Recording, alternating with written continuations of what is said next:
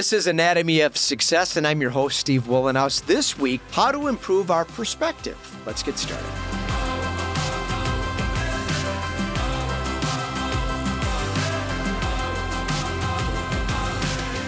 Welcome to Anatomy of Success, where every week we dive into my 4 tenets of equanimity. It's a broad category of 4 things that I believe can help us find more satisfaction in life, greater meaning, more substantive relationships, and it's all based on better health, more satisfying relationships, intimate and personal, and satisfying work. If we stay focused on all the things that pertain to those buckets, we start to find a bit more joy and happiness in life. Subscribe to our YouTube channel and our audio podcast, and then swing over to weatherology.com. You'll find our mobile app. It's free. That's my company page, by the way. Under About Us, links to my social media accounts, and I sure hope you follow along so we can get to know each other a bit better.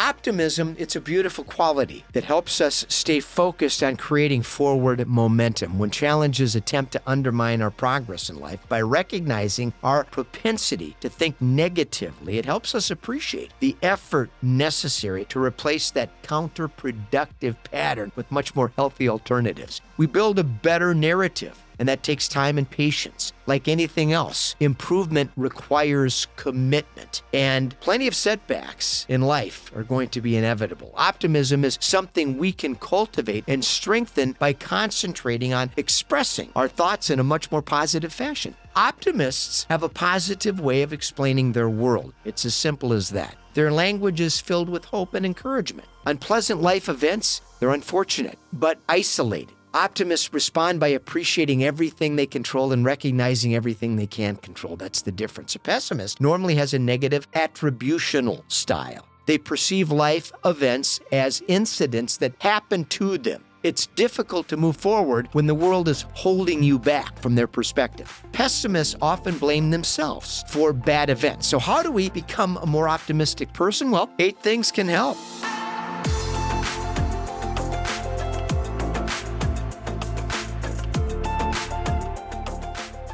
We have to seek inspiration. Seeking inspiration is critical for maintaining that optimistic attitude we want. It starts with defining our values and appreciating what inspires us deep in our soul. Work without inspiration is uninspiring work. It's hard to be optimistic when we dislike what we do. We have to make work and life more meaningful, and optimism will improve.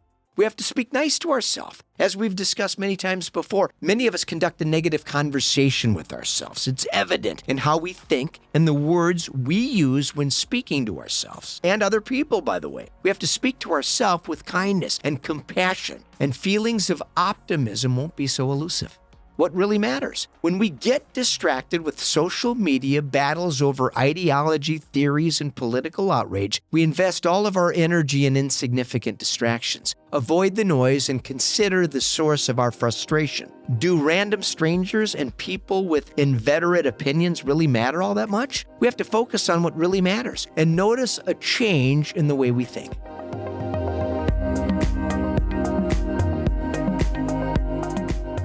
Gratitude prevails. The power of gratitude is undeniable. Practicing gratitude has enormous benefits, and it's a discipline that requires daily effort. Let's start by 3 things each day that we are grateful for and stay focused on appreciating those blessings. It works magnificently. Positive people. Surrounding ourselves with negative people cripples any attempt to stay positive. The negative energy nullifies any effort to stay optimistic. Gravitate away from people that don't have anything good to say and replace those people with more optimistic people. Notice a measurable change in our attitude by disengaging. Conflict has a funny way of showing its face. When we choose to engage every hostile person, every irritated colleague, every frustrated social media acquaintance, we get sucked into a life of confrontation. We can't control the actions of other people, but we can control our reaction to everything.